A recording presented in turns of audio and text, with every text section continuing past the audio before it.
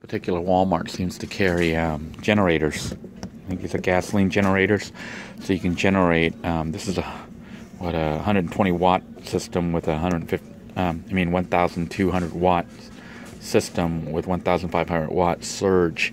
So it's not that powerful, but it may be more than powerful enough to run what you need to run. I don't know how loud they are, and after having observed van dweller that had a generator, I don't know which one it was, but they had a generator out in the back of their vehicle, and hearing how loud it was, it was so loud you could hear it across the entire Walmart parking lot. I would be very weary of buying a generator without hearing how loud it is when it's running. So they've got several here at this particular Walmart. This one is a 1,600 watt with a 2,000 surge. Basically, if you're planning on running things like air conditioning and whatnot, you are probably going to need a generator. Now, I don't know how well these will do here at Walmart. This one's like $500. Both of these are about $500. I don't know how loud they are. I've heard that Honda generators tend to be pretty quiet. But, until I actually see them and hear them, I can't really vouch for any of them. I do know that whichever one you get, or if I myself get one for a future van build, I want to hear that thing. I definitely want to hear it and check it out and see how loud it is before I purchase it and install it on my vehicle and say, man, this is too loud. Lots of cool stuff here. So, that's one of the benefits of pretty much living at Walmart. You can always walk around and shop. Here, see, these are cool ones. If you wanted it decorative, you can get a $75 faceplate for your Switch. This is pretty cool, copper looking. And here's one that looks kind of like wood. Or for those of you who like pirates, you could be a pirate. Yarr! For 75 cents. So, lots of bargains. And you can always find them if you're at Walmart because you're here every day. And here, these are for temperature control. I mean, not so much control, but thermometers and weather forecasters. They can actually be useful in a vehicle. I don't have a weather forecaster in mind, but I bought mine from Goodwill for only I think it was like $1. And what it had on it was a calendar and a temperature thermometer. So I could tell how hot or cold it is in my vehicle. Now, being in Florida, most of the time it was hot, not cold. Here in the power section, I thought I would go ahead and talk about this unit here. This isn't the same as the one that I have. It's a newer one because the one I have is probably about 10 years old. But this is $15 and something I would highly recommend getting. Essentially, it's an extension cord that rolls up. So this one it's a 4-outlet cord reel, and it goes out to 25 feet. Which will be really useful. You can see how compact it is and how handy it is. You basically roll that up like you would a fishing line, you just spin it and it comes in, and you pull this part, and it goes out. So you can use this to hook up your vehicle to a power source like at a park or something. Like I said, this one goes out 25 feet. It is $15. For those who are looking for something like this, they have them at Walmart, okay? It looks like there might be a smaller one here. This says it's 20 feet. No, maybe not. I think it's the same one. I think someone just misplaced it. This one says 20-foot cord for $10, but it's probably not this roll-up kind. But this roll-up one is really cool. And the one I have, that's about 10 years old, still works great, and I love it. Very compact, very useful, and easy to put up. A lot of fancy schmancy type plugs and connectors here. And the reason I've been looking at it is I'm already contemplating a new van build. Like in the future, if I decide to build another van, like a larger van for full-time living, I think I want to make it look more like a home inside. So I'm looking at spending, like even $4 here for a faceplate or switches or something like that, just because they look nice. And the reason for that is if I were doing a house, these would be very expensive because I would need a bunch of them. But if I'm doing a van, I only need like 1 or 2. So spending $5 on a faceplate may be worth it to me when I'm doing a van to make it look really nice. Whereas if I was doing a whole house, I might have to buy like 8 or 10 of them. So by having such a small space, I can make it look elegant and, spend a little bit more money, but it won't be really that much more than if I went cheap. So I've been shopping and kind of looking to get ideas of you know, kind of nice things to try to put in a future build. And in a future van build, I'll probably install 120 volt access with USB access, even though the USB will probably use up energy. But I may put a switch to allow me to turn that on and off, you know, an external switch to turn a circuit on and off, so that I'm not constantly draining power from the system when I'm not driving and charging it back up. But all these things that are meant for houses can be used in a van, so you know, that's really really cool. A little bit of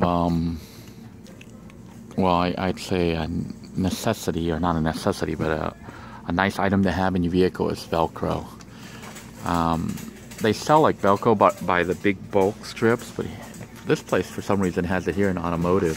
Usually you see the Velcro in the craft section, but these Velcro strips are really useful. They're great for mounting things temporarily.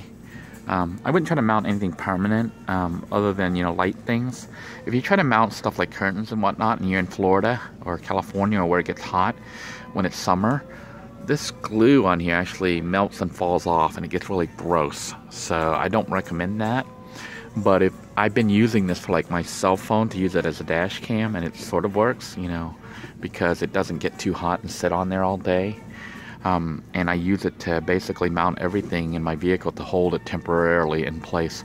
So a pretty good investment. A small pack is less than $3. A larger pack is $5 here. If you're going to be doing a lot of mounting, you should buy the big huge rolls that they sell, and I think those are like $10 to $20.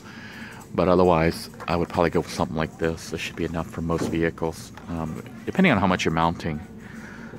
The other thing is electrical tape. Here's only 57 cents. This is also a useful item to have when you're fixing your circuits and connections and whatnot. But you can see like a standard switch here is only 57 or 67 cents. This is El Cheapo. This is the kind of switch I have for my vehicle right now, to switch the house battery connection to the vehicle battery connection.